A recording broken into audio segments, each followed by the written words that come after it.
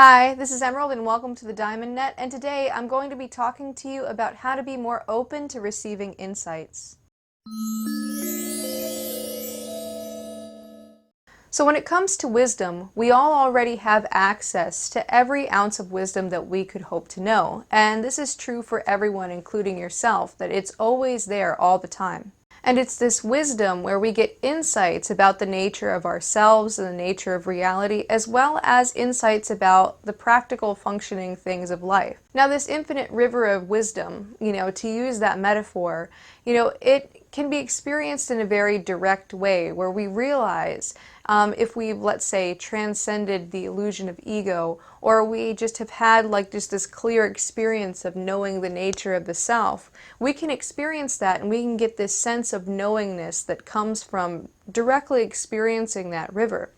And this is what I experienced during my experiences of ego transcendence, where it felt very, very clearly like, oh, I already know everything that I need to know, and I always have, and I always will. I just didn't realize it up until now. But this transcendent experience is not necessary in order to get insights from that infinite river of wisdom. So you can actually be able to crystallize insights out of that wisdom river without having transcended the ego and without needing to know the true nature of the self, if you know how to create the space in yourself for those insights to bubble up. And so that's what this video is about. It's about what are the practical steps for creating space for insights to come up into your experience and how to use them and not get attached to them. It is all already there after all. All right, so there are two main facets to being able to receive insights from this wisdom river. So basically we have the first thing, which is basically observation and experience, but observing and experiencing without self-interest and just being able to take our filters out of the way. So it's basically being able to empty our cup, being able to get out of our own way so that there's actually space in our mind and in our experience for the truth to sort of flow in naturally. So that's the first facet, and I'm going to go into this later on in the video as well. The second thing is being able to translate those observations into a way that's comprehensible to the human mind. So basically, one of the reasons why we always have access to this wisdom, but we may not always be able to tell that we have access or to be able to extract insight from that access to wisdom, is because we don't quite know how to make it comprehensible to the human mind. And this is probably an experience you've had if you've watched any spiritual videos or read any books by spiritual gurus and things, that they'll say things that essentially will help you to crystallize insights from something you already knew. So the profound thing is about it, you already knew the thing, you just had not really realized that you knew it because you hadn't been able to put it into a way that the mind could understand. And so that's the second facet of being able to receive insights. So in a nutshell, it's about being able to master the art of direct, non-distorted observation, and then being able to convert that into thorough and accurate translation that's comprehensible to the human mind. So relative to being able to empty your cup and being able to practice non-distorted direct observation, the main thing to master here is filterless perception. So with filterless perception, you're removing any of the lenses that you might typically look through. So this has to do with maybe various concepts you have about yourself, concepts that you have about reality, beliefs, ideologies, assumptions, understandings based in memory, and basically anything that comes in that comes from the mind. So you want to think about these lenses as being more like practical tools that you can use to make reality more workable to you. So for example, let's say you have certain memories of how things work and certain labels that you place upon things. Like for example, if I label, like right now I'm looking at a window, and I label that window, and I have all of these other things that I know about windows that I have that I've experienced throughout my whole entire life. And I know that if I go over, I can unlock it, I can open it up, and the breeze is going to come in, and I have all these other associations. And so even though this is something very basic, there's still a filter that I'm applying in being able to label that a window. And so basically you have to be very radical about this, and you have to look at all of these little filters that we have.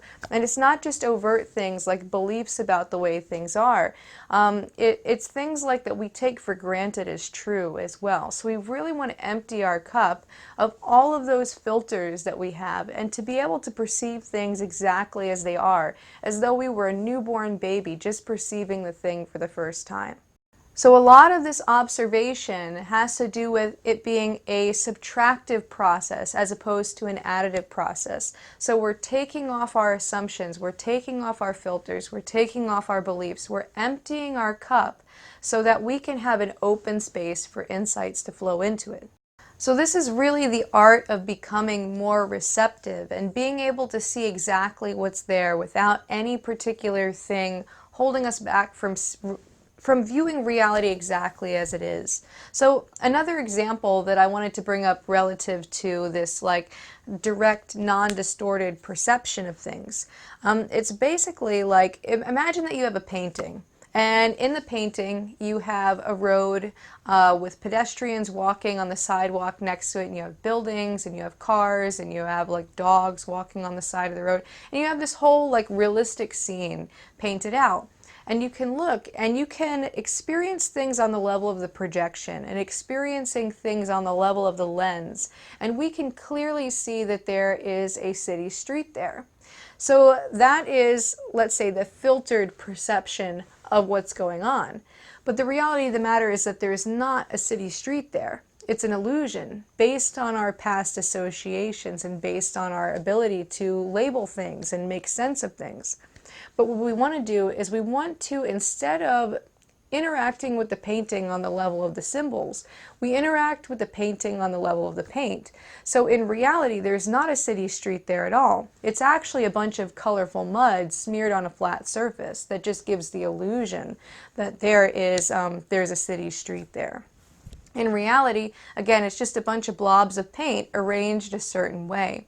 And so you want to be able to, with regard to reality and with regard to yourself, be able to interact with it on the level of the paint instead of on the level of the symbolic representation the paint is trying to create the illusion of. Now this requires a high degree of awareness because our symbolic mind will try to place a lot of ideas on top of things, and we may not even realize when we're using a filter at all. So one thing that we have to do is, number one, realize what our filters are, and then we have to be able to set them aside. And in order to do that, we have to have a certain degree of emotional mastery as well.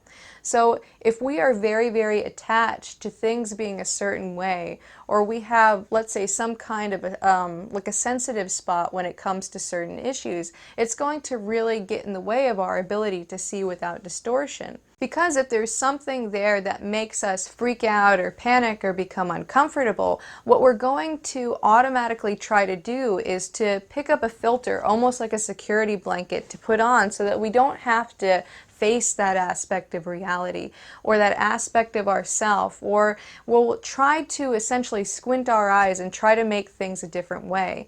But if we can look at things with a sense of emotional mastery and detachment, what we can see is clearly what's there without it meaning anything about ourselves. We just view reality as it is and accept it as it is. So to go toward the analogy of sort of emptying your cup so that truth can flow in, imagine that the average person has their cup all the way filled to the top with water. And water, in this metaphor, are like our lenses for things. The things that we take for granted, the things that we believe, the things that we know, the things that we remember, the ways that we label things. That's the water that fills the cup. But truth, wisdom, insight is the air all around the cup. And whenever you remove the water from the cup, it's not like you have to force the air to go into the cup. The air automatically replaces the water. So a lot of it has to do with being able to have that subtractive process go on. And so that creates the first step in the process, is being able to empty yourself of assumptions so that you can really experience reality as it is and have that air naturally flow into the cup once you remove those assumptions. And so this is the first step in that it gives you direct, uninhibited access to the river. There's nothing keeping you back from the river. So the next step is actually being able to figure out a way to get the water from the river into a format that can actually be comprehensible to the human mind. So this is the second step. It's the translation step. So the first thing to know about wisdom, and again, if we think about wisdom as being all the water in that river, wisdom doesn't come from the human mind. Wisdom simply is. And so it is not compatible with the medium of thought. It's not compatible with the way that our mind works. And so essentially there has to be some kind of translation process between that infinite river of wisdom and what the mind can parse and understand, which the mind has its own limits. So a lot of it is like a file conversion, like you would do on a computer, where you take a file from one type and then you compress it down and you lose some information in the process, and then it ends up being able to be opened in certain other programs. So for example, if you have a Photoshop document, you're not going to be able to open up the image on the Photoshop document in Microsoft Word. What you can do is you can convert the Photoshop document into a JPEG, and then you can bring the JPEG into a Word document if you want that to be the case. Now, of course, again, there's always some kind of compression and some kind of loss to this kind of conversion, and that's the same with converting wisdom into insight. So think about it this way, is like if we have all this wisdom, it's almost like a raw file, and it can't be opened up by the mind. The mind can't process it.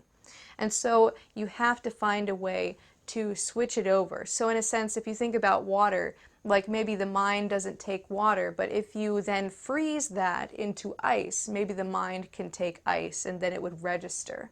So you may have heard me talk in like past videos where like I talk about things crystallizing or an insight crystallizing. This is sort of what I'm referring to, is almost like there's that access to the wisdom and then it crystallizes into a form that the mind can understand. Now, of course, relative to this wisdom, the mind can never fully understand what's going on. And just like words and images can never really fully get at the truth of things, there can only be things that allude to the truth and point to the truth. And this is part of that like compression and that loss process that I was talking about with that file conversion. So basically, you're always going to want to be mindful that whenever you receive an insight, it is not the truth itself. It is not wisdom itself. You're sort of getting a snapshot of that wisdom river and being able to use that snapshot for your own purposes. And so a lot of this is about getting into the practice of this process of being able to let go of assumptions, empty your cup, allowing the insights to flow in and crystallize there. And then again, that becomes another lens, and then you set that aside and you engage in this process again. And so there's a bit of a danger in getting caught up in a certain stage of this process. Like let's say you get some kind of, some insight or something and you think, oh my gosh, this is the most profound insight that I've ever had. I need to like keep a hold of this. Well, that's a little bit of a difficult situation here because you have to understand that wisdom is very much alive and it's ever changing. And something that's wise in one circumstance may be unwise or foolish in another. And so when we get that snapshot or that crystallization that happens of an insight, essentially it's only applicable to whatever the situation is at the time, whereas the next moment over, it could be completely useless. And so it's important to be able to have a sense of detachment relative to the insights you receive. And again, being able to just continuously engage in this process of emptying the cup again and again, and allowing for more to flow in and things to flow out as well. So with regards to what I've just taught you about direct, non-distorted observation and then thorough and accurate translation, this is a cycle. And essentially this is a practice for being able to have more access to wisdom.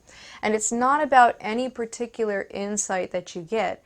That you need to have as much detachment as possible from so that you can use it properly. Anyway, so that's all I have for you for now. I hope that you enjoyed this video. If you did, go ahead and give me a like and subscribe, and then also write me a comment down below. I always love hearing from you guys. And I wanted to also say thank you so much to my patrons for supporting me. I really appreciate it. Also, I wanted to mention that right now I'm having like a discount on my coaching services as well as my tarot sessions. So with the coaching services, which is the dream work coaching and the life coaching, you get your first session for half off, and there's no obligation to take future sessions. So basically, if you wanted to try a session and you wanted to not spend as much money to see if it's like right for you or something that you would appreciate, then I highly recommend getting in on the sale. I'm going to open up 10 spots for each of the services, and I'm going to leave a link down below in the comment section and in the description box. So if you want to be one of the 10 people who get the half off deal just to try things out, then you can do that. And then with the tarot readings, I'm going to be doing basically a 25% off sale with that. And I'm going to be doing that from, let's say, yesterday, which it was Friday, up until Tuesday. So that'll be when the sale ends. So be sure to act quick if you're interested in that. Basically, to give you a quick rundown on what it's all about, is like it helps you get a lot of clarity relative to life, and almost sort of helps you find sort of what path might be best for you to go on. So the dream work coaching, that basically has to do with referencing the dream to be able to see like what the subconscious is trying to sort of point you in the direction of, and then using the coaching process to lay down practical steps toward whatever it is that that seems to be reflected to you in whichever direction you would like to go. Now, life coaching is very similar to that. The only difference is that we don't start in the dream. We start off just with like basically a series of questions to see what it is that you're looking for, and we kind of take it from there. And basically it's all about facilitating the process of inner exploration. And with tarot readings, a lot of times people come to me for that, for clarity as well. And we use the archetypal images on the cards as a framing device. And I do like an interactive kind of thing where we use those images to get clarity and to guide in a particular direction. So they all are basically centered around the same idea. They're just different methods for getting to the same thing. So if that's something that you're interested in and you want to get half off on your first session, I highly recommend signing up between now and Tuesday. Anyway, that's all I have for you now, and until next time, keep becoming more you.